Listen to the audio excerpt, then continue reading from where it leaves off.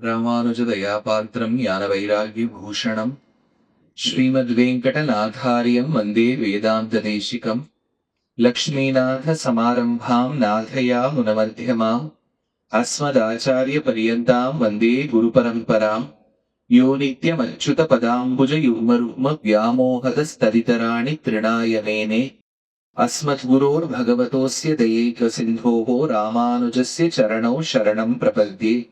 माता पिता युवतयस्तनया विभूतिः सर्वं यदेव नियमेन मदन्वयानाम् आद्यस्य नः कुलपतेर्वकुलाभिरामं श्रीमत्तदङ्घ्रियुगलं प्रणमामि मूर्ध्ना। भूतं सरश्च महदाह्वयभट्टनाथ श्रीभक्तिसारकुलशेखर योगिवाहान् भक्ताङ्घ्रिरेणुपरकाल यतीन्द्रमिश्रान् श्रीमत्पराङ्कुशमुनिं प्रणतोऽस्मि नित्यम्। श्रीमान् वेङ्कटनाथार्यः कवितार्किककेसरी वेदान्ताचार्यवर्यो मे सन्निधत्तां सदा हृदि। सन्तः श्रीरङ्ग पृथ्वीश चरणत्राणशेखराः जयन्ति भुवनत्राणपदपङ्कजरेणवः। भरताय परं नमोऽस्तु तस्मै प्रथमोदाहरणाय भक्तिभाजाम् यदुपज्ञम् अशेषतः पृथिव्यां प्रथितो राघव पादुका प्रभावः। निःशेषमम्बरतलं यदि पत्रिका स्यात् सप्तार्णवे यदि समेत्यमशीभवित्री।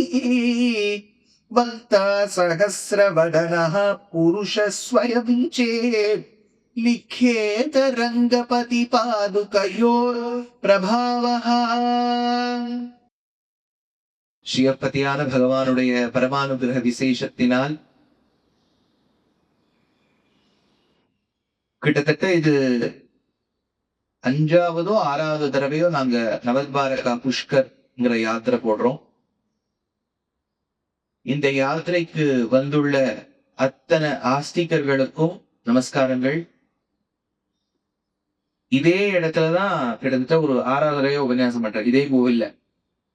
இந்த கோவில்காரா அவ்வளவு ரொம்ப ஒரு விருந்தோம்பல் செய்து நீங்கள் செய்ய வேண்டும் என்கின்ற ஒரு ஆசையோடு வரவேற்கக்கூடியவர்கள்.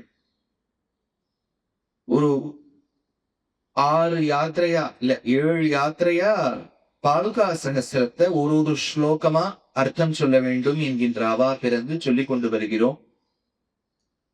பல பேருக்கு பாதுகா சகஸ்ரம் பாடமாவே நீங்க கத்துருப்பேள். பல பேர் இதனுடைய அர்த்த விசேஷங்களை பல ஆச்சாரியர்கள் கிட்ட கேட்டு தெரிஞ்சிருப்பேள். பல பேருக்கு பாதுகா சகஸ்ரம்ங்கிற தலைப்பு புதுசாவும் இருக்கலாம், தப்புன்னு இல்லை. சுவாமி வேதாந்த தேசிகன் என்கின்ற ஆச்சாரியன் இந்த பூ உலகில் பிறந்து வாழ்ந்து வந்த ஒரு காலகட்டம். எப்படி ஆதிசங்கரர், பகவத் ராமானுஜர், மத்வாச்சாரியருக்கு பெருமையோ அதுக்கு தக்க பெருமை சுவாமி வேதாந்த தேசிகனுக்கு உண்டு. சுவாமி தேசிகன் 1268ஆம் ஆண்டு இந்த பூ உலகில் தோன்றியவர். புரட்டாசி மாசம் ஸ்ரவண நட்சத்திரம், தூப்புல் என்கின்ற கிராமம். கிட்டத்தட்ட 101 சம்பத்சரங்கள் வாழ்ந்தவர். இந்த கல்யாணத்தெல்லாம் முயழுபவர் 101, 101 சம்பத்சரங்கள் வாழ்ந்தவர். சௌமியதாந்திக ராகாஸ்ரீ பரியங்காரோகணாய நமஹான்னு 1369ஆம் ஆண்டு கார்த்திக மாசம், இந்த மாசம் பௌர்ணமி திதி. ஏன்னா சௌமிய கார்த்திக ராகாஸ்ரீ, ராகானா சந்திரன், ராகாஸ்ரீனா பூர்ணச்சந்திரன். அதனால அந்த சமயத்துல தான் பரமவதித்திருக்க வேண்டும் என்பது ஒரு சாராருடைய எண்ணம். 101 சம்பத்சரங்கள் வாழ்ந்தவர். 100க்கும் மேற்பட்ட கிரந்தங்கள் சாதிச்சவர். அப்பேற்பட்ட மகான் ஸ்ரீரங்கத்தில் வசித்து வாழும்போது அது ஏதோ ஒரு காலவசமா ஒரு போட்டி என்பதை நேரிட இவர் ஒரு ஜாமத்தில், அதாவது கிட்டத்தட்ட ஒரு 3 மணி நேரத்துக்குள்ள 1008 ஸ்லோகங்கள் பாதுகை மீது ரச்சனம் பண்ணி ரங்கநாத பாதுகா சகஸ்ரம் அல்ல வெறும்னே பாதுகா சகஸ்ரம் என்கின்ற புகழோடு விளங்கினவர். இவருடைய அந்த வைதுஷ்ய பூர்த்தியை பார்த்த பெருமாள் தாயார் வேதாந்தாச்சாரியன், சர்வதந்திர ஸ்வதந்திரன் என்கின்ற பட்டங்களை எல்லாம் இவருக்கு கொடுத்தார். ஒரு ஆச்சாரியன் கவிநயத்தோடு இருக்க வேண்டும் என்கின்ற அவசியகதை இல்லை. இப்ப இருக்கக்கூடிய ஆச்சாரியர்கள்லாம் எல்லாரும் காவியம் எழுதிட்டு இருக்கான்னு சொல்ல முடியாது. ஆனா இவர் கவிகளுக்குள்ள சிம்மமா இருந்தார், தார்க்கிகர்களுக்குள்ள சிம்மமா இருந்தார். அதனால கவிதார்க்கிக சிம்மமாக இருந்தார். அந்த சுவாமி 3 மணி நேரத்துல பெருமாளுடைய மணி பாதுகை, பாதுகைன்னா தெரியும் இல்லையா, பெருமாளுடைய மரவழி, பாதம் அல்ல, பாதத்துக்கு கீழே இருக்கக்கூடிய பாதுகை. அந்த பாதுகை மீது பொதுவா உபன்யாசத்துக்கு உட்கார்ந்தா எல்லாரும் அவளுடைய பாதுகை தான் ஞாபகம் வரும். ஏன்னா வாசல்ல இந்த கோவில கவலைப்படாதீங்க, நம்ம தான் இருப்போம், கூட்டமே இருக்காது. நம்மளே மாத்தி இன்னொருத்தரத்தை போட்டுண்டாதான் உண்டே ஒழிய வேற யாரும் எடுத்துக்க மாட்டா. சோ இப்போ பெருமாளுடைய பாதுகை மீது ரச்சனம் பண்ணதுதான் பாதுகா சஹஸ்ரம். இந்த 1008 ஸ்லோகங்களை சுவாமி தேசிகன் 32 பத்ததிகளா பிரிச்சிருக்கார். இந்த சில வார்த்தைகள்ல நீங்க ஞாபகம் வச்சுக்கணும். சாப்டர் அப்படிங்கிறது in English it's a very generic term, but when we deal with the scriptures that surmount and are concerning Sanatana Dharma, there are specific terms that are used to denote the word chapter. பாதுகா சஹஸ்ரத்துல 32 சாப்டர்னு சொல்ல மாட்டோம், 32 பத்ததி. பத்ததி பொதுவா ஆறுதல்லாம் பொதுவா use பண்றது, இங்காத்துல இது பத்ததி இல்ல. சஹஸ்ரநாமம் சொல்றது பத்ததியே இல்லை இல்லையா, அது ஒரு பெருமையா சொல்லிக்கிறது உண்டு. அதனால இந்த பத்ததின்னு சொன்னா ஒரு பாத்துன்னு அர்த்தம், ஒரு அடி. பாதுகா சஹஸ்ரம், பாதுகையை வச்சு நீங்க அடியா தானே வைப்பேள், அப்ப பத்ததி. லக்ஷ்மி சஹஸ்ரத்துல 25 ஸ்தபகங்கள்னு பேர். ஸ்தபகம்னா மாலைன்னு அர்த்தம், ஏன்னா மகாலட்சுமிக்கு மாலை. விஷ்ணு புராணத்துல அம்சங்கள், மகாபாரதத்துல பர்வாக்கள், ஆதி பர்வா, சபா பர்வா. ராமாயணத்துல காண்டங்கள், பால காண்டம், அயோத்தியா காண்டம். இப்போ 9 பத்ததிகள் பூர்த்தி பண்ணிவிட்டோம். கிட்டத்தட்ட 250 ஸ்லோகங்களுக்கு. 1008ல 250ங்கிறது ஒரு குவார்டர். தமிழ்நாட்டிலே வந்து அந்த வார்த்தை விட மாட்டேங்குது. அதனால அந்த 250 ஸ்லோகங்களுக்கு உண்டான அர்த்த விசேஷங்களை சொல்லியிருக்கோம். அது கிட்டத்தட்ட ஒரு 80 மணி நேரமும் 100 மணி நேரமும் சொல்லியிருக்கேன். யூடியூப்ல இருக்கு, அது பிளேலிஸ்டாவும் இருக்கு, நீங்க பாத்துக்கலாம். இப்போ 10வது பத்ததி. அந்த பத்ததி சொல்லும் போது சம்ஸ்கிருதத்துல பத்ததி 0 மார்க்ஸ். பத்ததி சொல்லக்கூடாது. அந்த முதல் அரதா சொல்லும் போது மெதுவா சொல்லணும். 2வது அரதா சொல்லும் போது அழுத்தி சொல்லணும். பத்ததி.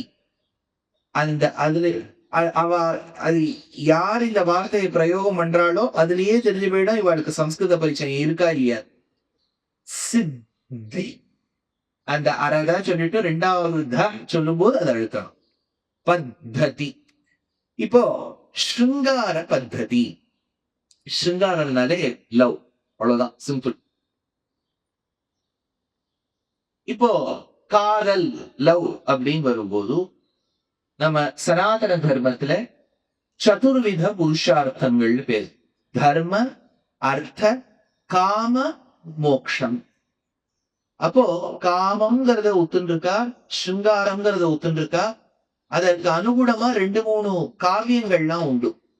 ஸ்ருங்கார திலகம் அப்படின்னு ஒரு கிரந்தம் உண்டு, அது காளிதாசன் ரச்சனை பண்ணியிருக்கான். லவ்னா என்ன, கவிஞர்கள்லாம் தானே சொல்லி இன்னும் விவரணமா தெரியுது. ஒண்ணு. 2வது ஸ்ருங்கார சதகம்னு ஒண்ணு உண்டு. 3 சதகங்கள், சதகத்ரயம் அப்படின்னு பேர். நீதி சதகம், வைராகிய சதகம், அதே மாதிரி ஸ்ருங்கார சதகம் அப்படின்னு 3 சதகங்கள். இத ரச்சனம் பண்ணவர் பர்த்ருஹரி அப்படிங்கிற கவி. யாரு ஸ்ருங்கார சதகம் எழுதியிருக்காரோ அவரேதான் வைராகிய சதகமும் எழுதியிருக்காரு. என்ன ஒரு ஆச்சரியம் வரணும். லவ்வ சொன்னவர் தான் டிட்டாச்மெண்ட்டையும் சொல்லியிருக்காரு. அப்படின்னா அந்த காலத்துல ரிஷிகளுக்கும் ஞானிகளுக்கும் எப்போ எந்த இமோஷனை பிரகடனம் பண்ணணும்னு அந்த பேலன்ஸ் இருந்தது. அப்பேற்பட்ட ஸ்ருங்கார திலகம்னு ஒண்ணு உண்டு, ஸ்ருங்கார சதகம்னு ஒண்ணு உண்டு. இப்ப ஸ்ருங்கார பத்ததிய பார்க்க போறோம். அதனால பாதுகா சஹஸ்ரம்னா என்ன, தேசிகன்னா யார், ஸ்ருங்காரத்தின் பேர்ல வேற யாராவது எழுதியிருக்காளா, இதெல்லாம் முதல்ல சொல்லிவிட்டேன். இப்ப ஸ்ருங்கார பத்ததிக்குள்ள பிரவேசம். ஒருவேளை உங்களுக்கு இந்த ஸ்லோகங்களை ஃபாலோ பண்ணணும்னு நினைச்சேன்னா அது யூடியூப்லயே கூகுள்லயே போனேன்னா ஸ்ருங்கார பத்ததி பாதுகா சகஸ்திரம்னு போட்டா லிபி கிடைக்கும். பிரபத்தி.comனு நீங்க கேள்விப்பட்டிருக்கலாம். அதுல பாதுகா சகஸ்திரம்னு ஒரு சூப்பர் லிங்க் இருக்கும். அதுக்குள்ள போனேன்னா 10வது ஹைப்பர் லிங்க்ல ஸ்ருங்கார பத்ததி இருக்கும். அதற்கு நேர் வரிசையா தெலுங்கு, தமிழ், மலையாளம், கன்னடா, தேவநாகரி அப்படின்னு இருக்கும். உங்களுக்கு எந்த லிபி உங்களுக்கு புரியுமோ அதை கிளிக் பண்ணேன்னா அந்த பிடிஎஃப் ஓபன் ஆகும். சேவ் பண்ணணும்னு நினைச்சேன்னா மேல போய் ரைட் கிளிக் பண்ணேன்னா டவுன்லோடுன்னு இருக்கும். கீழே சேவ் பண்ணிக்கலாம். இவ்வளவு சொல்லிட்டேன். ஏன்னா இப்போ அதுக்கும் மேல கேள்விகள் வரலாம். ஒண்ணும். ரெண்டாவது, இது வரைக்கும் நிசப்தமா இருக்கு. உங்களுக்கு ஆத்திலேருந்து பாவம் நிறைய பேர் உங்களை மிஸ் பண்ணுவான்னு நினைக்கிறேன். அப்படி யாராவது பண்றதா இருந்தா உங்களுக்கு கால் பண்ணுவா. அப்போ கால் அடக்கிறதுக்கு 3 வழி உண்டு. ரைட் ஹேண்ட் சைட் கிளிக் பண்ணேன்னா அது கண்டினியூஸா கிளிக் பண்ணேன்னா அதை சுவிட்ச் ஆஃப் பண்ணி விடலாம். அது இருக்கான்னு பார்த்துக்கோங்க. அது ஒரு வாட்டி செக் பண்ணி பாருங்க. சுவிட்ச் ஆஃப் மோட் ஒன்று உண்டு. ரெண்டாவது லெஃப்ட் ஹேண்ட் சைட்ல increase and degrees volume button இருக்கு. வால்யூமை கம்ப்ளீட்டா டிக்ரீஸ் பண்ணிட்டேன்னா அந்த சத்தமே கேட்காது. வெறும் அது தடதான் ஆடும். அவ்வளவுதான். மூணாவது, மேலேந்து இறக்கிறேன்னா ஃபிளைட் மோடுன்னு ஒண்ணு இருக்கும் பாருங்க. இந்த விமானம் பறக்கிற மாதிரியே ஒண்ணு இருக்கும். அதை நீங்க அழிச்சுட்டேன்னா அது 2 மணி நேரம் உங்களை யாரும் தொந்தரவே படுத்த மாட்டா. என்ன விடுங்கோ, நான் உபன்யாசம் விடுவேன். உங்களை யாரும் தொந்தரவு படுத்த மாட்டா. அந்த ஒரு நல்ல எண்ணத்தோட சொல்றேன். இந்த 3த்துல ஏதாவது ஒண்ணு அனுஷ்டானம் பண்ணேன்னா மோட்சம் சர்வனிச்சயம். இப்ப நான் இவ்வளவு சொல்லியிருக்கேன் பாருங்க. நான் சொல்லி முடிக்கிறதுக்குள்ள ஒண்ணு அடிக்கிறதா இல்லையா பாருங்க. சேலஞ்ச். இன்னைக்கு அது யார்? அந்த மகானுபாவருடைய போனா இருக்கும் பாருங்க. शौरेः शृङ्गारचेष्टानां प्रसूतिं पादुकां भजे यामेष भुङ्क्ते शुद्धान्तात् पूर्वं पश्चादपि प्रभुः भजे भजे பஜிக்கிறேன். பஜ கோவிந்தம் தான் ஆதிசங்கரர் எடுத்தார். பஜ பஜிக்க வேண்டும், ஸ்மரிக்க வேண்டும், தியானிக்க வேண்டும், நினைக்க வேண்டும். இதெல்லாம் கிரியாபதங்கள். பஜே நான் வணங்குவேன். I will worship. யார? பாதுகாம் பஜே. பாதுகைய பஜிப்பேன். பாதுகாம் அப்ப த்விதியா விபக்தி ஆயிடுறது. 2வது விபக்தி. ராமச்சந்திரம் பாதுகாம். பாதுகாம் பஜே. பிரசூதி எவள் ஒருவள். இப்ப எவள்னு ஆயிடும். ஞாபகம் வச்சுக்கோ. பாதுகான ஸ்திரீலிங்க வாசக சப்தம். நீங்க இங்கிலீஷ்ல இருக்கக்கூடிய ஃபுட்வேருக்கு தட் இட் அப்படிங்கறத சம்ஸ்கிருதத்துல சேர்க்க முடியாது. பாதுகான்னு சொன்னா you may think it is insentient, non-living in nature, but in Sanskrit language the word paduka is feminine in nature. அதனால பாதுகா தேவி தான். ஸ்தூணா, இப்ப ஸ்தம்பம் இருக்கு பாருங்க. ஸ்தூணான்னு சொல்லிட்டா ஸ்திரீலிங்கம். அதனால்தான் பிரம்மாவுக்கு பாட்டின்னு தேசிகம். பெருமாள் பிரம்மாவை சிருஷ்டித்தார். ஆச்சா, இப்ப பிரம்மாவுக்கு பெருமாள் திருத்தந்தையார். அவருக்கு வெக்கேஷன்னா பாட்டியாத்துக்கு போகணும்னு ஆசை. அதனால யார் பக்கம் போறது பார்த்தார். அப்பாவுடைய அம்மாவாத்துக்கு போகணும்னு நினைச்சார். அப்பாவுடைய அம்மா தான் தூண். ஏன்னா நிசிம்ஹாவதார காலத்தில் தூண்ல இருந்து தானே பகவான் வெளியில வந்தார். அப்போ ஒரு அம்மா கர்ப்பத்திலேருந்து குழந்தை வரா மாதிரி தூண்ல இருந்து நரசிம்மர் வந்தார். அப்போ நரசிம்மரை சிருஷ்டிச்சது தூண். அப்போ ஸ்தூணாங்கிறது பிரம்மாவுக்கு பாட்டி. கரெக்டா? பிதாமகிய பூத்தன் எடுத்தார். அப்போ தூண்னா பாட்டி, பாதுகானா அம்மா. அதனால இந்த இடத்துல பிரசூதியும் எவள் ஒருவள் பிறப்பித்தாளோ. அப்போ பஜே பாதுகா பிரசூதி. நான் பாதுகையை பஜிக்கிறேன். எவள் ஒருவள் பிரசூதி சிருஷ்டித்தாளோ ஸ்ருங்கார சேஷ்டானாம். உலகத்துல இருக்கக்கூடிய அத்தனை லவ்வுக்கும் இவதான் காரணம். ஸ்ருங்கார சேஷ்டானாம். இந்த மரத்தை சுத்தி நாயக்கனும் நாயக்கியும் ஓடிண்டே இருக்கிறது. அப்புறம் நதி தடாகத்துல ஓடுறது. ஒருத்தர் படகு ஓட்டும் போது ஓடுறது. புதிய வானம் புதிய பூமி அப்படிலாம் காமிக்கிறார் பாருங்க நாயகன். அதுக்கெல்லாம் காரணம் இவதானா. ஸ்ருங்கார சேஷ்டானாம் ஷௌரேகே. ஷௌரின்னு சொன்னா நாயகன். நாராயணனுக்கு ஷௌரின்னு ஒரு நாமா உண்டு. இன்னைக்கும் திருக்கண்ணபுரத்துக்கு போனேன்னா பெருமாளுக்கு ஷௌரி ராஜன் உத்பலாவர்த்தகே திவ்யே விமானம் புஷ்கரிக்ஷணம் ஷௌரிராஜம் அகம் வந்தே சதா சர்வாங்க சுந்தரம் என்று மூலமூர்த்திக்கு நீலமேக பெருமாள். உற்சவருக்கு ஷௌரி கொண்டையோட தரித்திருப்பதால் ஷௌரிராஜன். சஹசிரநாமத்து ஷௌரிஹி அல்ல ஷௌரே யாம் எவன் ஒருவனை ஈஷா பிரபு, அதாவது ராஜா. பெருமாள்னு சொன்னாலே ரங்க ராஜா. ராஜா ராஜா சப்தம் இருக்கு இல்லையா? ஏஷா பிரபு சொல்லிட்டு ஸ்ரீரங்கநாத பும்தே, எந்த ரங்கநாதனான ரங்கராஜன் உன்னை ரொம்ப அனுபவிக்கிறானோ, அதனால அந்த பாதுகாதேவி கத்துக் கொடுக்கக்கூடிய லீலா சேஷ்டிதங்களை ரங்கநாதன் அனுபவிக்கிறானோ. சுத்தாந்தாத்து பூர்வம். சுத்தாந்தாத் இது 2-3 உபன்யாசங்கள்ல சொல்லியிருக்கேன். சுத்தாந்தம்னு சொன்னா அந்தப்புறம்னு அர்த்தம். ஞாபகம் வச்சுக்கோ. உள்ள இந்த அந்தப்புறம் இதை வந்து ஜென்ரலி இங்கிலீஷ்ல எழுதும் போது ஹேரம்னு சொல்வா, விச் இஸ் ராங். ஏன்னா அது துருஷ்கர்கள் இருந்த காலகட்டத்துல அந்த ராணிகள்லாம் வெளியும் வர முடியாது, இவாட உள்ள போக முடியாது. அந்த விஷயங்கள்லாம் நான் உள்ள போக விரும்பல. உங்களுக்கு தெரியும், அதாவது வந்து பிறர் வந்து பார்க்க கூடாதுங்கிறதுக்காக மேல ஒரு ஒரு ஒரு கிருஷ்ணாஜினம் மாதிரி கிருஷ்ணா அடைன்னு ஒண்ணு தரிச்சுப்பா பாருங்க. அது வந்து இன்னொருத்தர் பார்க்க கூடாது. அப்ப அவ இருக்கக்கூடிய இடத்துக்கும் ஒருத்தர் உள்ள போயிடக்கூடாது, வெளியே அந்த அம்மா வரக்கூடாது. அதுக்கு ஹேரம்னு அந்த காலத்துல வச்சிருந்தா.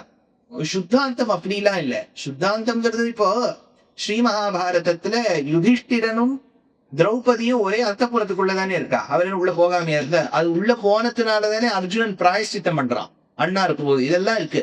அதனால இப்போ துஷாசனன் உள்ள போகும்போது உள்ள போயிட்டு தானே இழுத்து வரான் திரௌபதியை.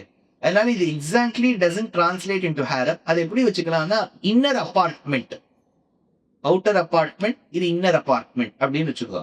இப்ப சுத்தாந்தம் அப்படின்னா அதான் சுத்தாத்மா. சுத்தாந்தம் அப்படின்னா அதான் சுத்தாந்தாத்து பூர்வம் பశ్చాதபி, பூர்வ பశ్చాதபி. அதாவது இந்த பாதுகைக்கு என்ன பெருமையா, லீலா சேஷ்டிதங்கள் சிருங்கார சேஷ்டிதங்கள் கத்துத்தரதான் முன்னும் பின்னும். இப்ப பெருமாள் வந்து தன்னுடைய சுத்தாந்தத்துக்குள்ள போறார், வெளியில வர்றார். இத வந்து நீங்க சாதாரணமா ஒரு விஷயமா வச்சுக்கோ. வெளியில நம்ம இது பெருமாளுக்கு பாதுகை, நமக்கு இப்ப நமக்கு பாதுகைன்னு சொல்லக்கூடாது, நமக்கு செருப்பு தான் அது. ஏன்னா நம்ம போட்டுட்டா அது பாதுகை இடாது, யாரும் இட பண்ணி போறா நமக்கு பாதுகை.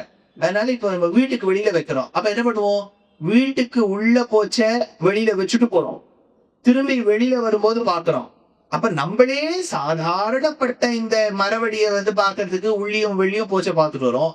பெருமாள் அந்தப்புறத்துக்குள்ள போறதுக்கு முன்னாடியும் பின்னாடியும் இந்த பாதுகையை பார்த்துட்டு போறாராம். ஏன்னா உள்ள சிருங்கார சேஷ்டிதங்கள் செய்ய வேண்டும் என்றால் சோர்ஸ் ஆஃப் இன்ஸ்பிரேஷன் இந்த பாதுகா தேவியா. அதனால சொல்ற சுத்தாந்தாது பூர்வம் பశ్చాதபி, பூர்வ பశ్చాதபி, முன்னும் பின்னும் பார்த்துட்டு போறார் அப்படிங்கிறார். பிரணத திரிதசேந்திர மௌலிமாலா மகரந்தாத்ர பராக பங்கிலேன அனுலிம்பதி பாதுகே ஸ்வயம் த்வாம் அனுரூபேண பதேன ரங்கநாத. பாதுகே மணிபாதுகையே, ரங்கநாதனானவன் அனுலிம்பதி ஸ்வயம், எவன் ஒருவன் தானாகவே ஸ்வயம் தரிக்கிறானோ, பூசிக்கொள்கிறானோ. பூசிக்கொள்வது எதையோ பூசிக்கிறார் பெருமாள். அந்த காலத்துல வேடிக்கைக்கு சொல்வா பெரியவாள்லாம் நிறைய பேர், புனுக்குன்னு ஒரு பூனை உண்டு. சீர்காழி கஷேத்திரத்துல சிவக்ஷேத்திரத்துல பிரம்மபுரின்னு பேர். அதனால்தான் ஞான சம்பந்தர் பிரமாபுரம் மேலிய பெம்மானிவன் என்றேன்னு பாடினார். பிரமாபுரம், பிரமபுரி பேரு, தோணிபுரம் தான் பேர். அங்க ஒரு சன்னதி சிவனுக்கு உண்டு, சட்டையப்பர் அப்படின்னு பேர். புனுகு பூசுவா. புனுகுங்கிறது ஒரு பூனை. அந்த பூனை கிட்டேந்து வரக்கூடிய ஒரு ப்ராடக்ட் தான் இந்த புனுகு. ஆனா இது என்னன்னா வினோதமா வாசனை ரொம்ப நல்லா இருக்கும். இந்த புனுகு. இதுக்கும் மேல நான் அதை விவரிக்க வேண்டாது. அந்த புனுகுங்கிறது இத்தினோண்டு கந்தம் மாதிரி கிடைக்கும். அத மைனர்கள் அந்த காலத்துல என்ன பண்ணுவாங்கன்னா, இப்படி எடுத்துட்டு இப்படி பூசிப்பா கொஞ்சம். அப்படி பூசிட்டு அப்படியே ஜம்முன்னு வாசனை அடிக்கும். அப்போ ஒரு நாயகன் நாயகியை பார்ப்பதற்கு பூர்வம் இத பூசிக்கொள்வது வழக்கம். ஆனா இந்த புனுக பத்தி தேசிக நீங்க சொல்லல. வேற ஏதோ ஒரு பேஸ்ட் அப்படிங்கிறார். அது என்ன பேஸ்ட்னு பார்ப்போம். அனுலிம்பதி ஸ்வயம் துவாம் பதேன அனுரூபேண பங்கிலேன. இப்ப நீங்க இதை இமேஜின் பண்ணலாம். தேவர்கள்லாம் நிறைய விதவிதமான புஷ்பங்கள்.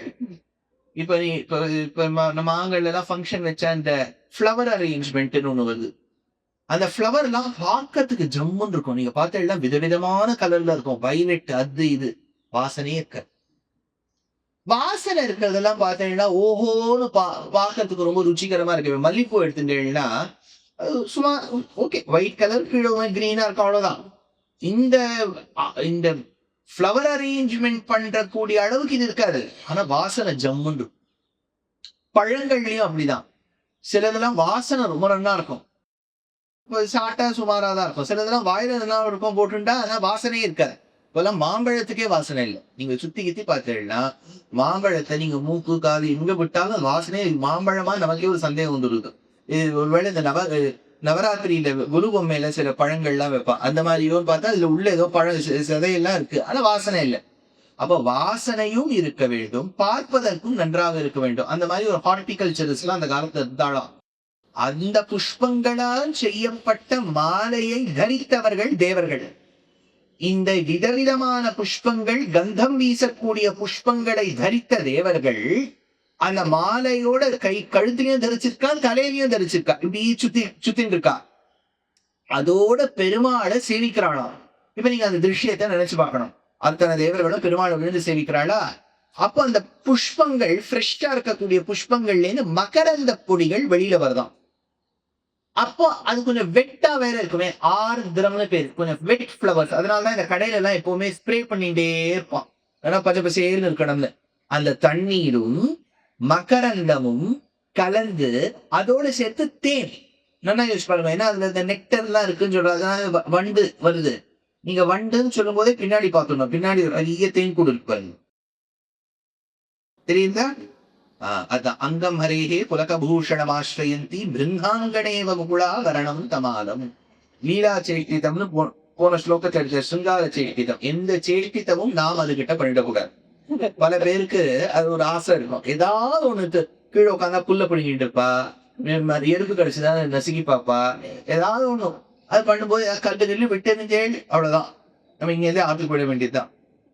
அதனால இந்த தேன் புஷ்பங்கள்ல இருக்கு இல்லையா, அந்த தேன், ஜலம், மகரந்த பொடி, இது மூணும் அவளுடைய அந்த தலைமையில சாத்தின்னு இருக்கக்கூடிய மாலையில இருக்கான்.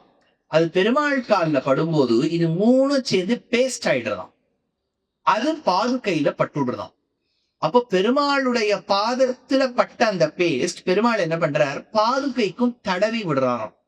அப்ப தடவி விட்டதுனால இவ ரெண்டு பேருக்கும் சிங்கார ரசம் ஏற்படுறதாம். இந்த புனுகை எப்படி ஒரு மைனர் தரிப்பாரோ அந்த மாதிரி இருக்கு அப்படின்னு தேசிகன் பதேன அனுரூபேன அதற்கு தக்கவாறு பங்கிலேன, பங்கிலேனன்னு சொன்னா கொழகொழான்னு இருக்கிறது, பங்கிலேன பராக ஆர்திர, பராகம் அங்க இருக்கக்கூடிய அந்த போலன், அதுல இருக்கக்கூடிய மகரந்தம், ஆர்திர, ஆர்திரன ஈரம் தோய்ந்த, மகரந்த அதோட சேர்ந்து இப்ப நான் சொன்னேன் ஹனி, இது மூணும் கலந்து மாலா எங்கேருந்து கிடைக்கிறது, மாலையிலேருந்து கிடைக்கிறது. எந்த மாலை? பிரணத யாரு சேவிக்கும் போது மௌலி திருதசேந்திர, திருதசேந்திர மூணு திசைகளையும் கட்டியாண்ட தேவர்கள் திருதசேந்திர மௌலி மாலா, அவர்கள் தலையில் தரித்த, மௌலின்னு சொன்னா தலை, சிரஸ். அதனால்தான் சிவனுக்கு சந்திர மௌலின்னு பேர். மௌலினா சிரஸ், சந்திரன மௌலியில தரிச்சிருக்காரு இல்லையா, சந்திர மௌலி இல்லையா. கதை சொல்லும் போது மிஸ்டர் சந்திரமௌலினா அமௌனமா இருக்கணும். அதனால அதனால பிரணத மௌளி திரிதசேந்திர மாலா, அதை தன்னுடைய சிரசில் தரித்த அந்த மாலைகள் அப்படின்னு தேசிகன். இப்ப பெருமாள் வந்து அந்தப்புறத்துக்கு ஒரு பேர் வந்தோமே, அப்ப என்னது? சுத்தாந்தா. சுத்தாந்தத்துக்கு முன்னும் பின்னும் போயிட்டு வராரா? அப்ப பெருமாள் வந்து இந்த ஒரு மகரந்த பொடியோடு கலந்த அந்த குழமுழான்னு இருக்கக்கூடிய பேச தரிச்சுட்டு இருக்காரா? இப்ப அடுத்த ஸ்லோகத்தை சொல்றார். அவதாத ஹிமாம்சுகானுஷக்தம் பரரக்ஷே த்வை ரங்கிண கதாசித் கிமபி ஸ்திதம் அத்விதீயமால்யம் விரலாவஸ்தித மௌக்திகம் ஸ்மராமி. பதரக்ஷே, பெருமாளுடைய பாதத்தை ரட்சணம் பண்ணக்கூடியவடைய பதரக்ஷே. ஸ்மராமி, ஸ்மராமின்னு சொன்னா பிரதமா விபக்தி இல்லையா? பிரதம புருஷத்தை சொல்லக்கூடியது. நான் உன்னை ஸ்மரிப்பேன். ஸ்மராமி ஸ்திதம், எந்த ரூபத்தை ஸ்மரிப்பேன்? கிமபி, எது? ரங்கிணஹா த்வை, எது உன்னோடும் ரங்கநாதனோடும் சேர்ந்திருக்கின்றதோ, கதாச்சித், ஒரு காலகட்டத்தில், அவதாத ஹிமாம்சுக, அவதாத ஹிமாம்சுக, அதாவது வெள்ள திருப்பரியட்டம் அப்படின்னு பேர். திருப்பரியட்டம்னா என்னன்னா, பெருமாளுக்கு திருமஞ்சனம் பண்ணும்போது பொதுவா உற்சவர் திருமேனி, இது யாதர்ச்சிகமா ஒரு விஷயம் வந்து சொல்றேன். கோவில்கள்ல மூலவர் உற்சவருக்குத்தான் ஆடை சார்ந்தவள். பொதுவா மூலவர், மூலமூர்த்தி, உற்சவமூர்த்திக்கு தான் ஆடை வஸ்திரம் சாத்திரம்.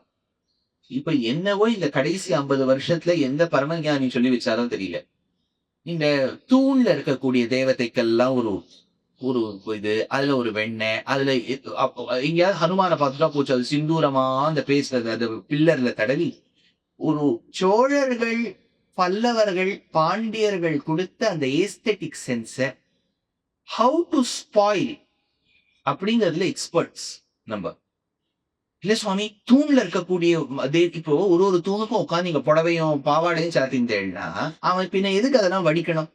பிளெயின் பில்லராவே வச்சிருக்கலாமே இல்லையா? அதுக்கு ஒரு குங்குமத்தை இட்டு, அது ஒரு பெரிய இவ்வளவு பெரிய கொட்டு இட்டு, அது பயமா, நமக்கே அந்த உருவமா, அந்த உருவத்துக்கே தன்னை பார்த்தா பயமா இருக்கும். எவ்வளவு அழகா அந்த காலத்தை அவளுக்கு இருந்த ஏஸ்தெட்டிக் சென்ஸ்ல 1% நம்ம இருக்கா. நம்ம வீட்டை எந்த அழகுல வச்சுக்கிறோமோ அந்த அழகுதான் கோவிலையும் வச்சுக்கணும்.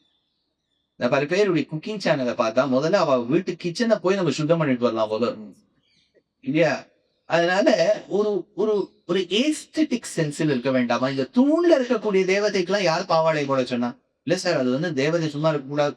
அதாவது இதெல்லாம் தான் it pulls our architecture down. நம்மளால ஏன் நம்ம பாரத தேசத்தினுடைய கலாச்சாரத்தை கொண்டு சேர்க்க முடியலன்னா, lost on a very important aspect, cleanliness.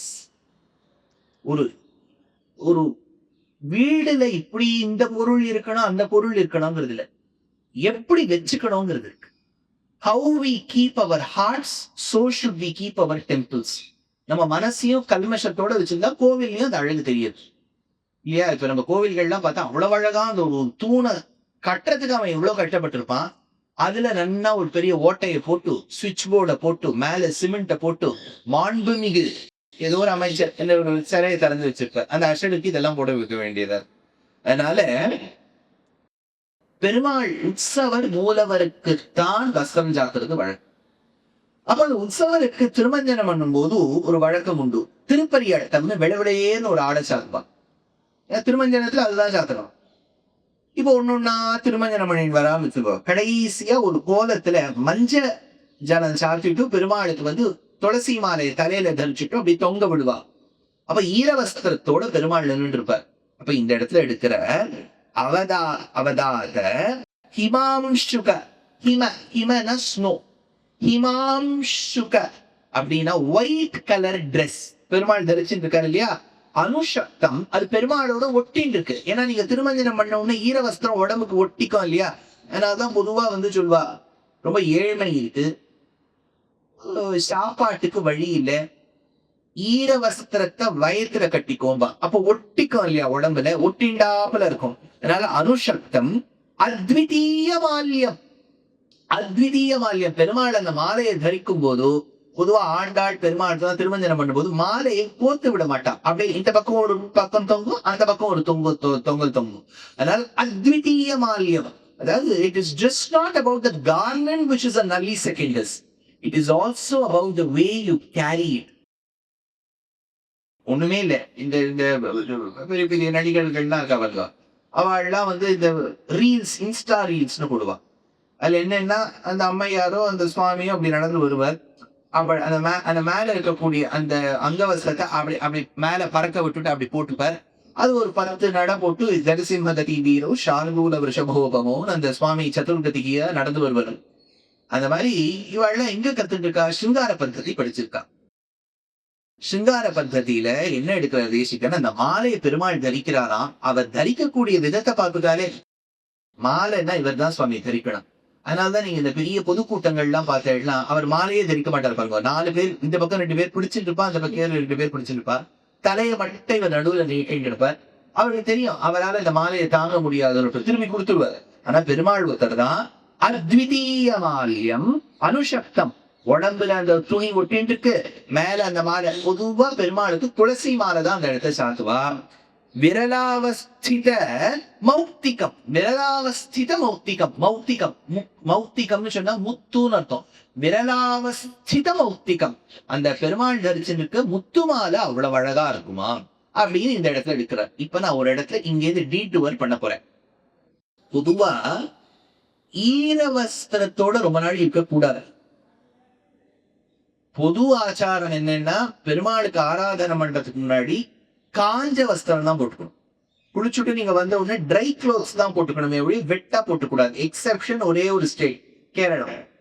கேரளத்தை போனேன்னா அந்த நம்பூதிரிமார்கள்ல பொதுவா ஈர வஸ்திரம் தான் தரிச்சுட்டு இருப்பா. ஏன்னா அவளுக்கு ஆச்சாரம் ஈரம் குறைய குறைய ஆச்சாரம் போயிடும். அதனால இன்னொரு முக்கு போட்டுட்டு வருவா. இது கேரளா ஒரு எக்ஸெப்ஷன், நிறைய விதத்துல கேரளா ஒரு எக்ஸெப்ஷன் தான். அதனால இந்த இடத்துல பெருமாள் ஈரவஸ்திரம் ஜாத்தின்னு இருக்க. ஏன் ஈரவஸ்திரம் ஜாத்தின்னு இருக்க அப்படின்னு ஒரு கேள்வி வந்தது. எப்போ ஈரவஸ்திரம் சாத்திக்கலாம்னா, சத்திய பிரமாணம் பண்ணும்போது ஈரவஸ்திரம் சாத்திக்கலாம். இந்த இந்த கிராமங்கள் எல்லாம் நான் அடிச்சு சொல்றேன் சாமி அப்படின்னு சொல்லிட்டு இந்த மேல ஒரு கீழே ஒரு நெருப்பு எரிஞ்சுட்டு இருக்கும், அதை ஈர சுற்றோ இதெல்லாம் பண்றது இருப்பாருங்க. இதுக்கெல்லாம் சத்திய பிரமாணம்னு பேரு. ஏதோ ஒரு காலகட்டத்துல சத்திய பிரமாணம். பல கிராமங்கள்ல நீங்க போனேன்னா இந்த கோர்ட்டுக்கே போகாது. இந்த மாதிரி நெருப்பு அடிச்சு சத்தியம் பண்றேன், குழந்தைய தாண்டி சத்தியம் பண்றேன், இதெல்லாம் வழக்கம் இருக்கு இல்லையா? அது ஒரு வழக்கம் என்னன்னா, ஈரவஸ்திரத்தோட நின்றுட்டு சத்தியம் பண்ணணுமா. பெருமாள் ஈரவஸ்திரத்தோட எதுக்கு நின்று இருக்காருன்னா, பராசர பட்டர் திருவஞ்சன கட்டியத்துல எடுத்தார். ஈரவஸ்திரத்தோட பெருமாள் நின்று இருக்காரா, பராசர பட்டர் எதிர்க்க போய் நின்னாராம். எதுக்குப்பா நீ ஈரவஸ்திரத்தோட நின்று இருக்க? அப்ப பெருமாள் சொன்னாராம், துவம் மே, நீ ஜீவாத்மா. பக்தனை பார்த்து பெருமாள் சொல்ற, துவம் மே, நீ என்னுடையவன் அப்படிங்கறத நிரூபணம் பண்றதுக்காக நான் நின்றுட்டு இருக்கேன். துவம் மே. ஆனா இந்த ஜீவாத்மா விடுவனா, அகம் மே, நான் என்னுடையவன். See, life is just once. You need to enjoy every bit of it. I don't think I belong to you. What kind of... This is absolute trash, whatever you're saying, Mr. Narayan. It doesn't apply to me. Aham me. இப்ப பெருமாள் நம்மளை பார்த்து சொல்றேன், துவம் மே, நான் சொல்றேன் அகம் மே.